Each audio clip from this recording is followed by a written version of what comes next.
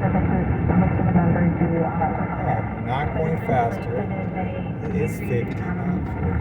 It's a very healthy pension to allow you to have retirement routine that you enjoy.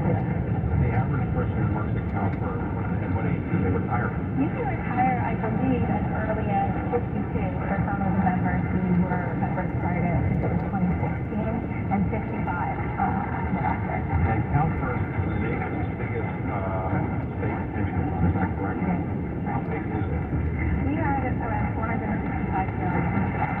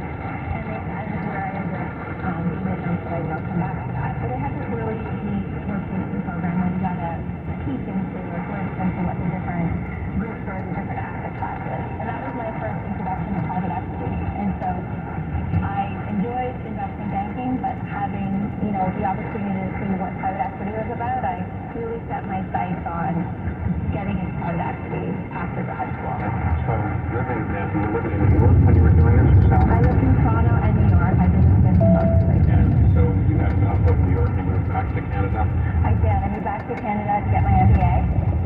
And once I graduated from Western's MBA program, that's when I joined Ontario Teachers.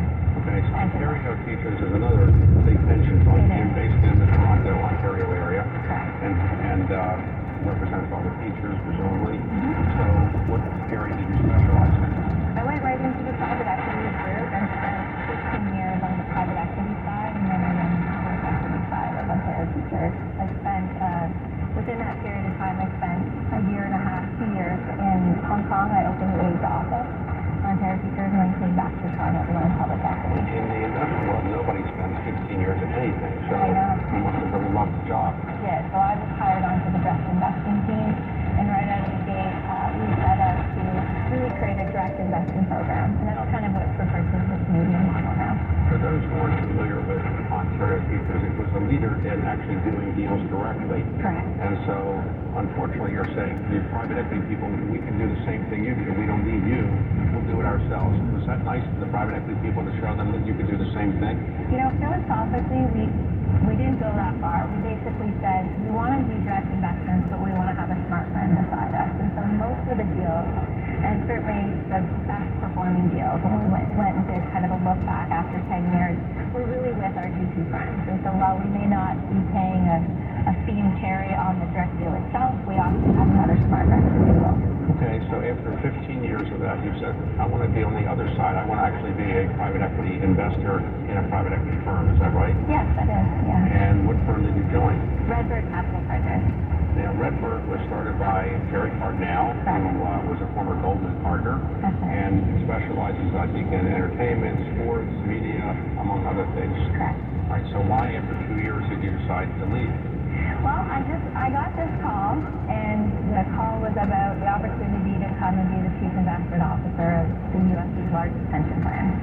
And to be honest, at first I thought, well, that sounds like a crazy idea. Why would I do that? And I said, this is a really cool opportunity for me to be able to kind of take my personality and 16 years of experience I've had in the Canadian pension system and really try to apply those tools to the U.S. system to really make a difference.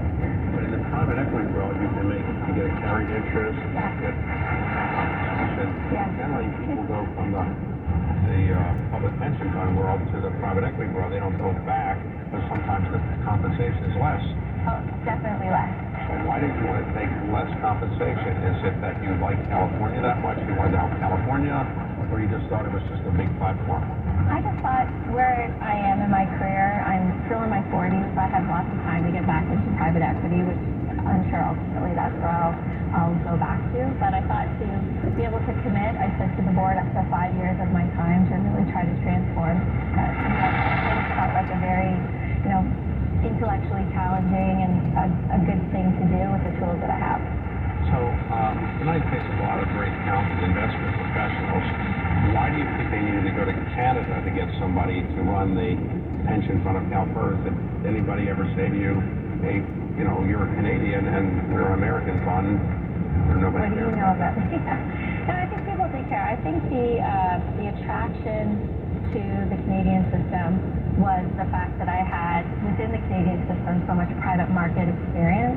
And if you think about where CalPERS is, or was specifically, private markets is still not a huge part of our strategic asset allocation. And so what I really brought was a bit...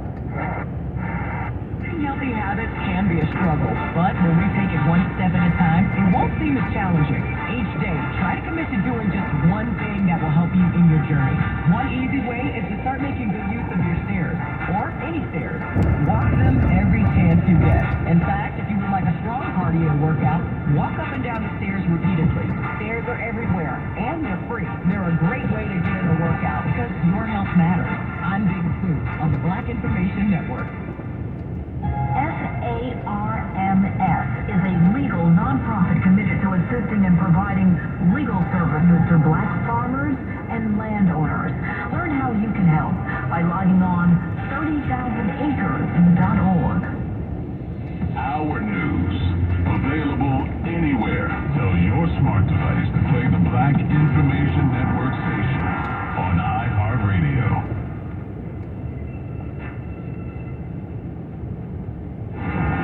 Entertainment news on the Black Information Network. Kevin Hart says he's temporarily in a wheelchair after trying to race a former NFL running back. Yeah? Well, it's bad. Every time somebody starts off by saying, well, it's bad.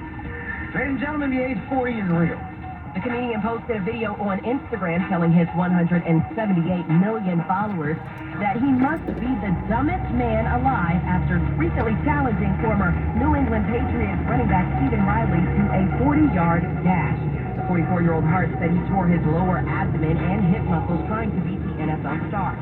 He then warned all my men and women out there that are 40 years old and above to respect that age. Meanwhile, in music, Afrobeat artist Burna Boy released his 7th studio album titled I Told Them.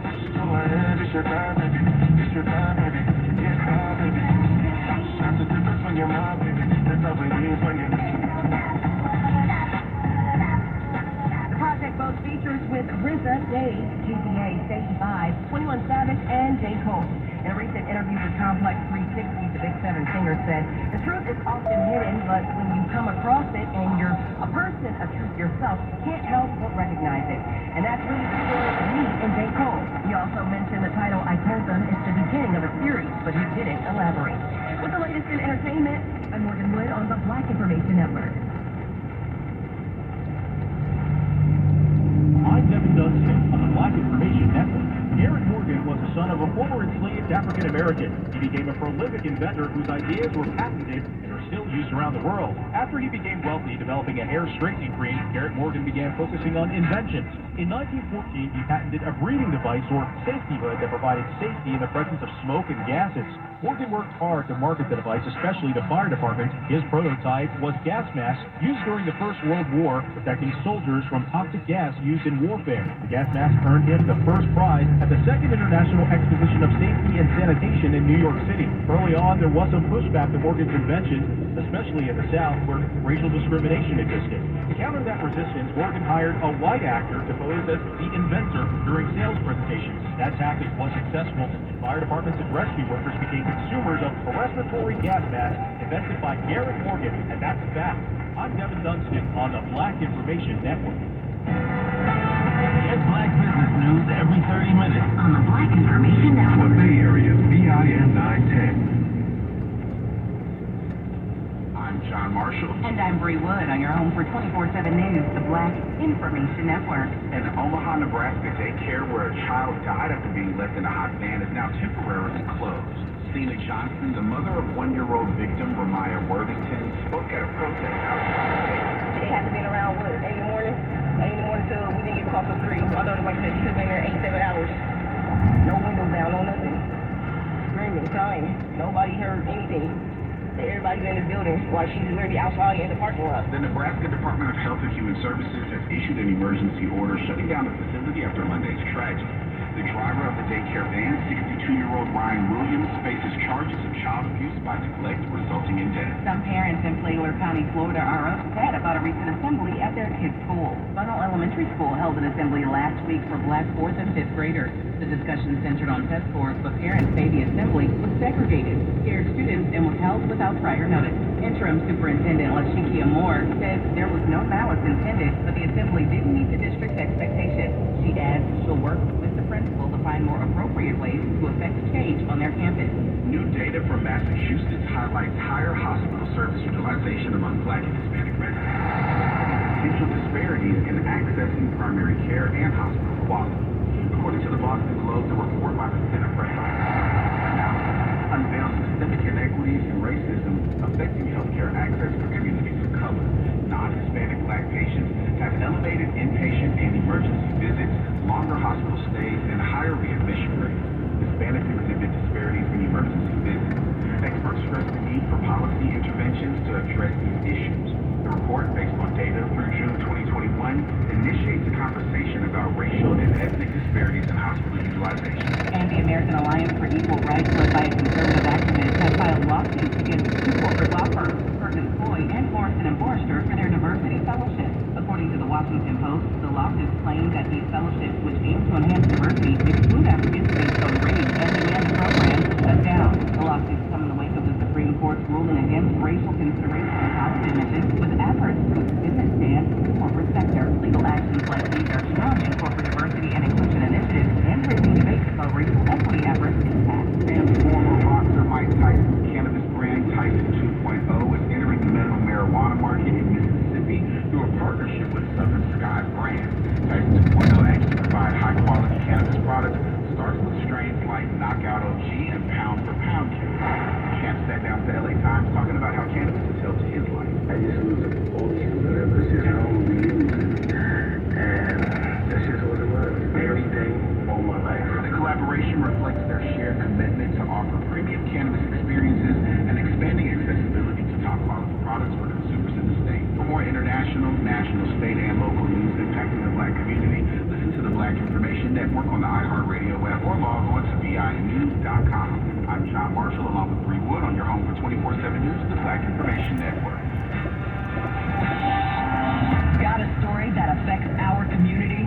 Call the Black Information Network hotline at 855-500-9BIN. Network, and tell your smart device to play the Black Information Network on the iHeartRadio app. The new Black America Trust. The Black Information Network. Bay Area, BIN 910. Your money on the Black Information Network. New home sales are reaching a 17-month high as buyers are facing a historically low supply 4.4% in July. That's according to a joint report from the U.S. Department of Housing and Urban Development and the Census Bureau. Officials say sales of existing homes have been down for the past few months because of affordability concerns. Officials also say mortgage rates topped 7% last week, and rates are not expected to cool off in the near future. Meanwhile, when was the last time you charged something on your Macy's credit card? Well, Macy's says there is an increase in the number of customers failing to repay those credit card charges. The department store anticipated a spike in delinquencies after COVID, but management was particularly surprised by how dramatic the surge is. Macy's COO and CFO Adrian Mitchell says the speed at which the increase happened for Macy's and the credit card industry as a whole was faster than planned. Money news at 54 minutes past each hour. I'm Nicole Beal on your home for 24/7 News, the Black Information Network, and BINnews.com. Telling the Black American story. The Black Information Network. The Bay Area's BIN 910. I'm Marie Wood. And I'm John Marshall on your home for 24/7 News, the Black Information Network. The City Council in St. Paul, Minnesota has come under fire after hiring an Asian American policy aide to staff the city's reparations commission. According to Fox News, some black leaders in the city protested the hiring decision, saying that the woman, Jennifer Lord, did not have the lived experience or the knowledge of reparations that a black candidate would have. They also argued the position should be full-time and dedicated to reparations work instead of being split with other duties. Black city leaders also demanded that the council reconsider the hiring and recruit qualified black applicants. As a result, Moore withdrew her name from the role shortly after the protest. I'm Morgan Wood on the Black Information Network. The CEO of a black-owned business in Atlanta, Georgia, is seeing a boost in high-profile clientele. The Atlanta Journal-Constitution reports Jennifer Green, the CEO of Free at Last Bail Bonds, has been hired by 3 of the 19 defendants in the 2020 election interference case, in which former President Donald Trump and his associates are accused of trying to overturn the 2020 Georgia election results. Green said she was contacted by text and agreed to provide bail bonding services with bond amounts ranging from $100,000 to $150,000. Green says she does not judge her clients based on their politics, but rather on their ability to show up for court. I'm Amy Brown on the Black Information Network. Have you ever wanted to do more traveling internationally but were deterred by language barriers? An article from Travel Bar is sharing tips from black travelers about how they cope in destinations where English is not widely spoken. First, research before the trip and learn the basics of the local language. Translation apps are also helpful in communicating as well as joining online travel groups, recommendations, and advice. The article also highlights the importance of being respectful and patient when interacting with locals. Most importantly, don't forget to have fun and embrace the challenge of learning something new. For more news impacting the black community, listen to the Black Information Network on the iHeartRadio app or log on to BINnews.com. Follow us on Facebook, Instagram, and TikTok at Black Information Network and on X, formerly known as Twitter, at BlackInfoNet. I'm Bree Wood along with John Marshall on your home for 24/7 News, the Black Information Network. Now here's Mike Moore with your Washington Roundup. The U.S. will start training Ukrainian pilots to fly F-16s next month. The Pentagon said recently that the pilots will be brought to the U.S. in September to learn English before they can start flying the advanced fighter jets. Pentagon spokesman Pat Ryder said the training in Texas and Arizona would involve several pilots and dozens of personnel to maintain the aircraft. The White House said in a statement that President Biden and Ukrainian leader Volodymyr Zelensky discussed the training program in a call, and that Biden reiterated his support of Ukraine's fight against Russian forces. And now this. Republican presidential candidate Vivek Ramaswamy is blasting media coverage of former President Donald Trump's surrender to authorities in Atlanta, Georgia recently. Ramaswamy said in an interview on Fox News, this is an indictment not of Donald Trump, but of our national civic health. And that's your Washington Roundup. I'm Mike Moore from your 24/7 news source, the Black Information Network and BINnews.com. The Bay Area's BIN 910 is powered in partnership with Direct Relief and Chevy. Thank you for partnering with a purpose on the Black Information Network. The history of African American Music Appreciation Month dates back to 1978, when the Black Music Association set out to not just celebrate black music, but to mobilize black economic power. As a result of their actions, in 1979, former President Jimmy Carter would proclaim June National Black Music Month. The feelings of our own black citizens throughout the history of our country has been actively expressed in the music. While celebrated every June thereafter, Black Music Month didn't become an official observation until 2000. Recognizing the important contributions of black musicians, the commemoration was renamed African American Music Appreciation Month in 2009 by President Barack Obama. In his 2016 proclamation, Obama stated, African American music exemplifies the creative spirit at the heart of American identity and is among the most innovative and powerful art forms the world has ever known. And that's a fact.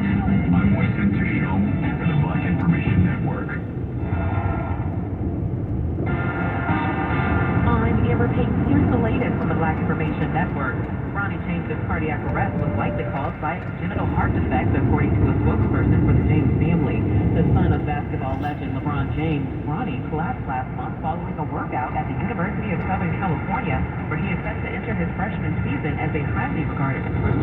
There is no timetable for his return to the court.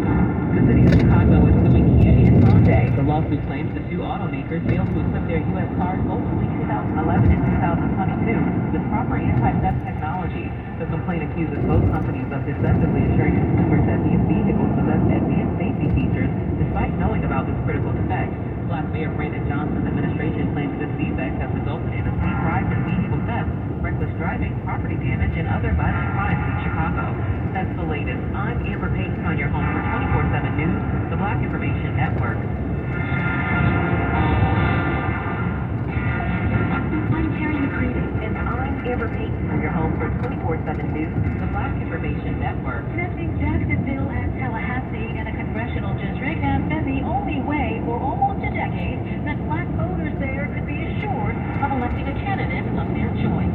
We are not going to have a 200-mile gerrymander that divvies up people based on the color of their skin. That is wrong. That is not the way we've governed in the state of Florida. Now, Black Voters Matter, the League of Women Voters in Florida, and others are challenging Governor Ron DeSantis and them, arguing the state was within legal parameters and trying to avoid a conflict between the federal Constitution and voter-approved amendments in the state Constitution. DeSantis pushed new boundaries through the legislature and created a 4-seat Republican gain last year, leaving the GOP with 20 of the state's 28 congressional seats.